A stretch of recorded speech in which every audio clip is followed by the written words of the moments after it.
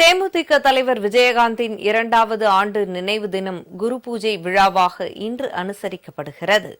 இதையொட்டி தேமுதிக பொதுச் செயலாளர் பிரேமலதா தலைமையில் சுமார் 1 கிலோமீட்டர் தூரத்திற்கு அமைதி பேரணி நடைபெற்றது.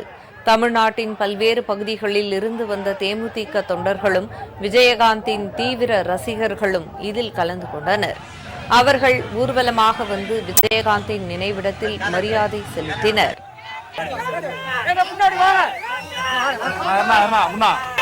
தேமுதிக நிர்வாகிகள், கட்சி தொண்டர்கள் மட்டுமல்லாது பிற கட்சிகளின் தலைவர்களும் விஜயகாந்த் நினைவிடத்திற்கு வந்து மரியாதை செலுத்தினர். திமுக சார்பில் துணை முதலமைச்சர் உதயநிதி, அமைச்சர்கள் மா சுப்பிரமணியன், ஏவ வேலு ஆகியோரும் விஜயகாந்த் நினைவிடத்தில் மரியாதை செலுத்தினர்.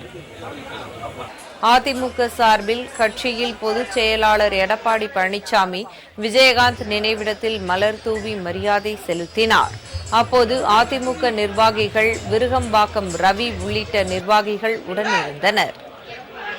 தமிழ்நாடு காங்கிரஸ் கமிட்டி சார்பில் அதன் தலைவர் செல்வ பெருந்தகை மற்றும் காங்கிரஸ் கட்சியின் மூத்த நிர்வாகிகள் விஜயகாந்த் நினைவிடத்தில் மலர் தூவி மரியாதை செலுத்தினர்.